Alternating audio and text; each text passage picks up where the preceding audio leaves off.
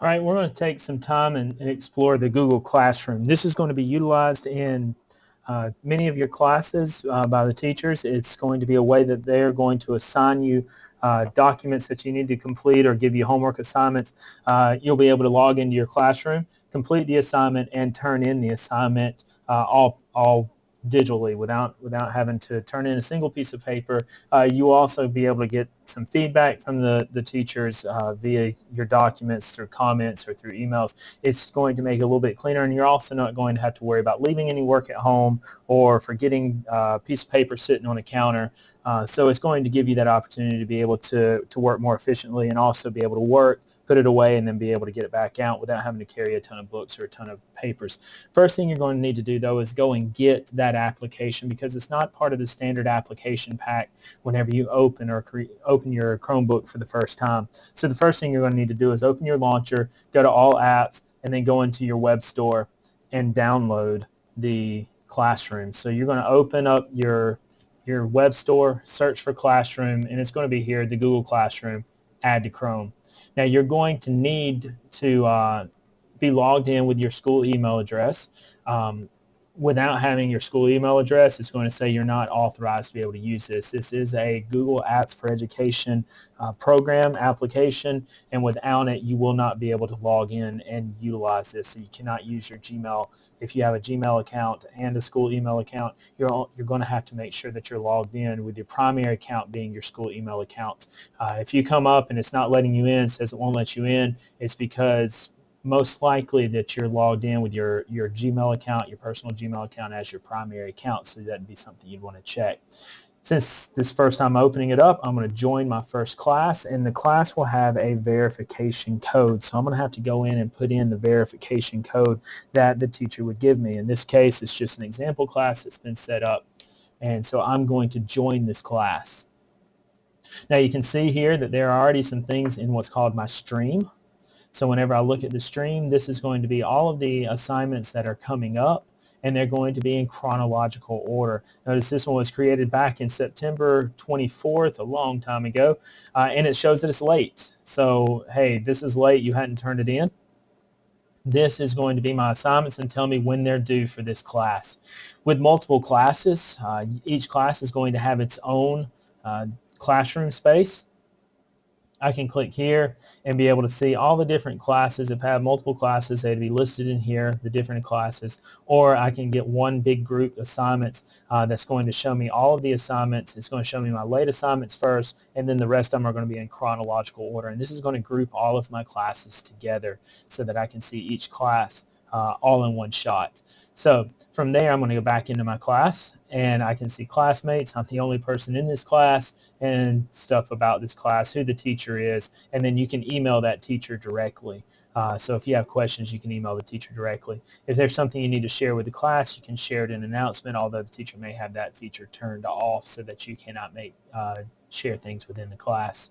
You will also see that if a teacher is coming around and making an announcement, let's say that I'm going in as a teacher, don't forget about the test next Friday.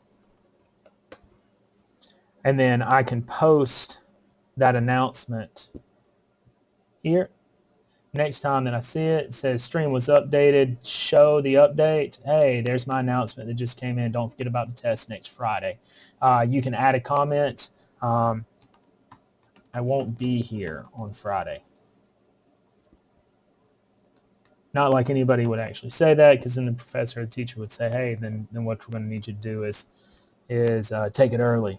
So then they would be able to see that, and on the teacher's end, that would pop up in the teacher's stream saying that you have made a comment. Now remember, when you do this, everybody's going to be able to see that comment. So, and then you'll get notifications. So in your assignments, and when you're doing them, you're going to open the assignment. The teacher will be able to assign one assignment and give each person individual access to that one and create a document for each student. So when you're opening it, you're the only one that's going to be working on it, and you don't have to worry about getting anybody else's work crossed up with yours. Inside here, if there are any instructions, any specific instructions, then they would be here in the instructions section. and then your work is going to be where you have created a document. If you need to upload something, you can upload it by adding something from your Google Drive, adding a link, or uploading a file. Or if you need to create a document, presentation, spreadsheet, or drawing, if it's just here's what your assignment is and there's nothing already in place for it, you could go and create the document. So in this case, there was a document that was put there. It says complete the chart and highlight the correct answer in the multiple choice questions. So what I would be doing here is I would go through and answer these questions by adding my answer. So then answer, and from there I'd be able to put in whatever information I need to. When I'm done, remember everything saves automatically. All saves changes are saved, and then I can close it. And whenever I'm done, I would click turn in. It says attachment submitted. Are you sure you want to submit? I'm going to turn it in. At that point, I am now done. Now let's say that, oh no, I didn't mean to turn it in. I need to make changes. I can actually unsubmit and unsubmit the document, which would then show that it's unsubmitted. I can make the changes and then go back and turn it in.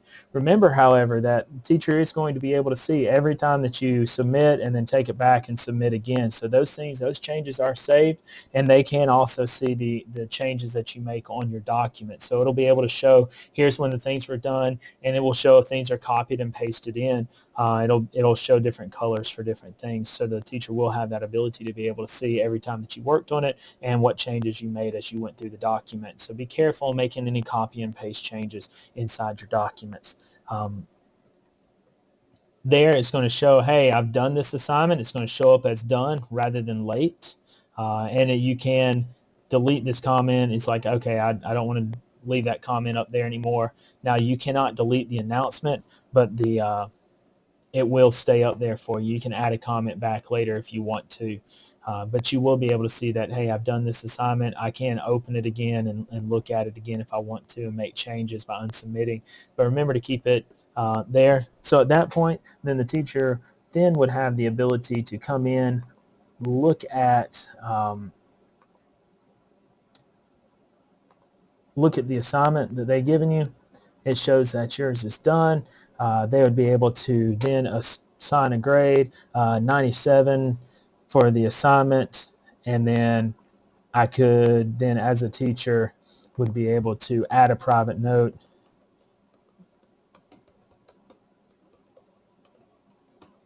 Could add a private note to you and then post it, and then at that point you'd be able to look at your assignment and see where there was a note that had been added, so that you would be able to see what your grade was. See where the note was posted, you did much better this time, and then you could go in and look and see if there were any notes that were added specifically to your document. So as far as the classroom goes, it's very simple to use. You will be able to find it more useful using a keyboard and a full-blown browser rather than trying to use it on a tablet. In your tablet, you could find some compatibility issues with the mobile application and getting it open and submitted.